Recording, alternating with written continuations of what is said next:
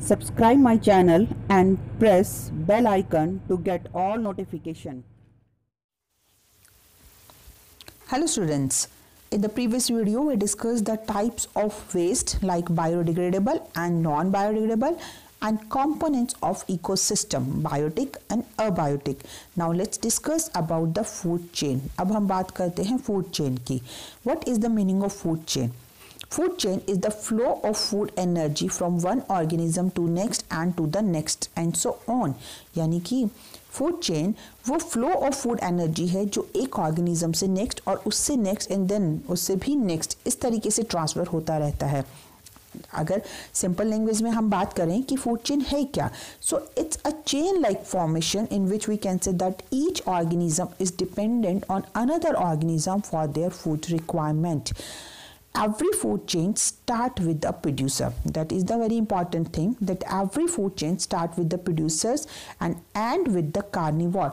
हमेशा food chain start होगी producer से और ख़त्म होगी carnivore के ऊपर. In the food chain, an organism gets food from one group of organism. Food chain में हर organism एक दूसरे group of organism से food को obtain करता है. या फिर simple language में अगर हम food chain के बारे में बोलें, then we can say that it's a structure or thing or list in which we can say that who eats whom. We talk about who eats whom. कौन किसको खा रहा है, जब हम इसकी एक लिस्ट फॉर्म करते हैं then it's called as a food chain. Here some examples of food chain is given in front of you. Like first जिसमें grasses हैं. Grass is a producer and these producers, the next component of the food chain, that is the deer. They are the primary consumers. They depend on the grasses.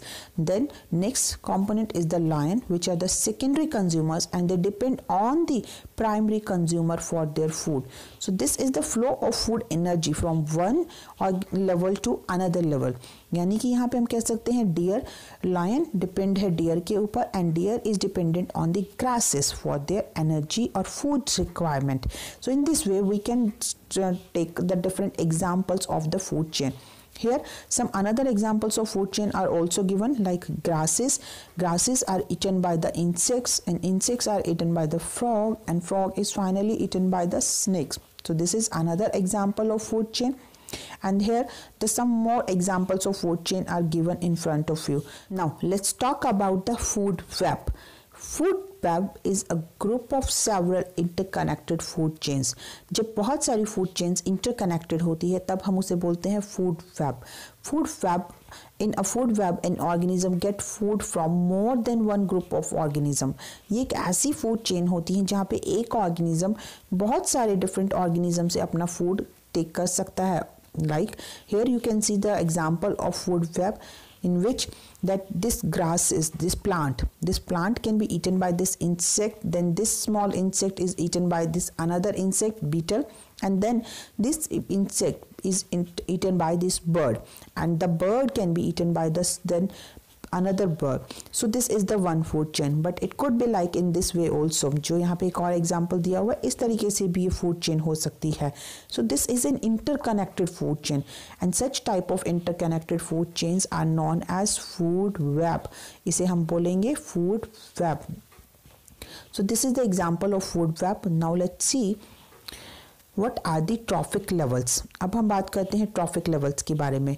In food chains each step is where transfer of food energy take place.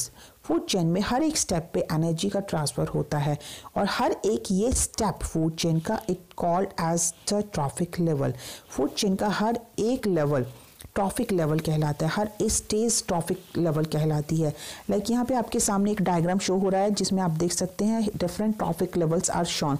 This is the example of a food chain जिसमें सबसे पहले नीचे producers हैं, then primary consumers और herbivores, secondary consumers and यहाँ पे हैं, then tertiary consumer और सेकेंडरी कार्निवोर यहाँ पे हैं. So these are the different levels or different stages of the food chains. Each stage or each level of the food chain is called as a trophic level. This is the first trophic level, this is the second trophic level, then third trophic level and the fourth trophic level. So these are the known as trophic levels in the food chain.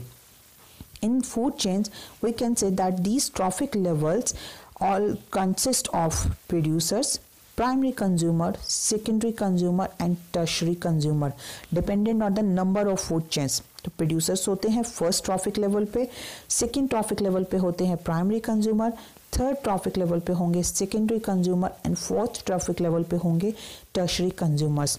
और यहाँ पे जो energy का transfer हो रहा है, this energy is transferred is always decreased, it get decreased in each trophic level. जैसे जैसे ट्रॉफिक लेवल पे हम इंक्रीज होते जाते हैं, एनर्जी जो ट्रांसफ़र हो रही है वो डिक्रीज होती रहेगी विद ईच ट्रॉफिक लेवल.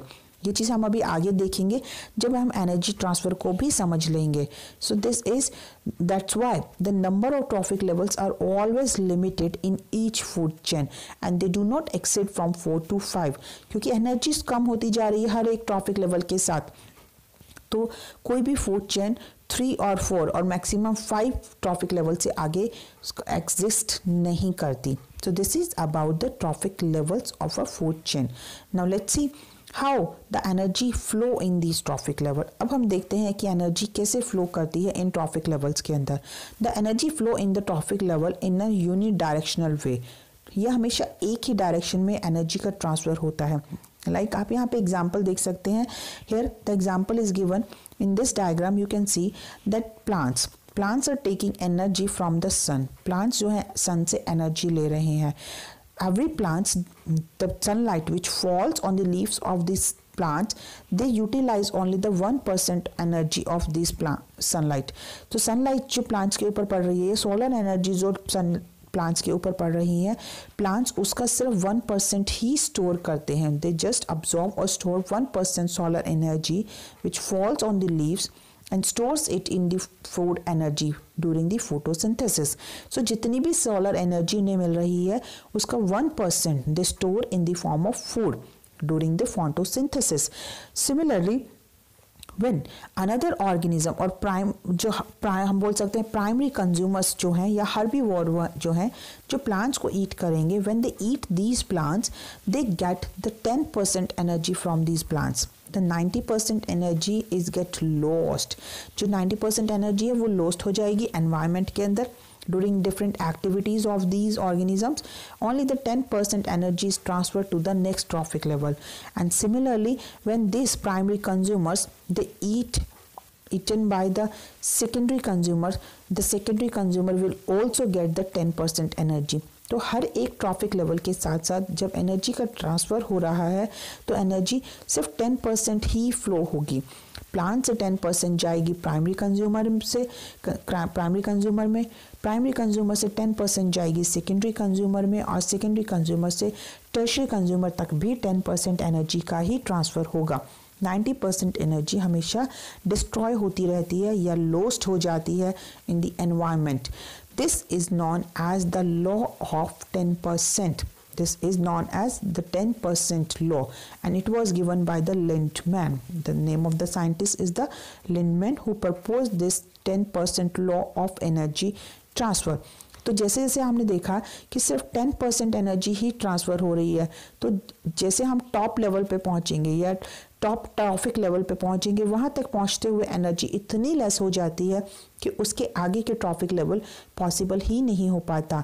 इसीलिए हमने पिछले सेक्शन में यहाँ पे बात की थी each and food chain it has only 4 और 5 ट्रॉफिक लेवल. हर एक फूड चेन के 4 और 5 ट्रॉफिक लेवल ही होते हैं because the energy that transfer in the food chain get decreased at each trophic level.